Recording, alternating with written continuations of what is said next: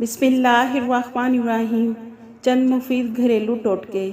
दांत में दर्द है तो हल्दी में नींबू का रस मिलाकर दांत पर लगाएं।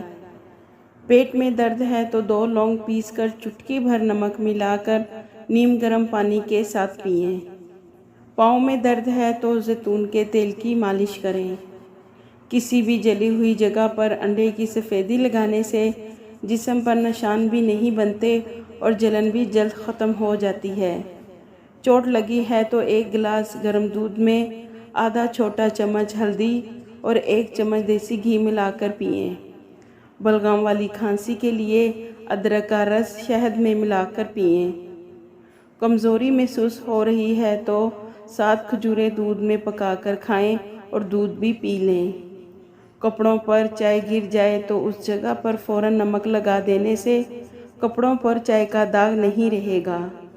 हाथों और पाँव को खूबसूरत और नरम मुलायम करने के लिए नींबू का रस, ग्लिसरीन और अर्के गुलाब को मिलाकर रात को सोने से पहले रुई के साथ हाथों और पाँव को लगाएं। कान में दर्द है तो कान में रोगने बादाम डालें।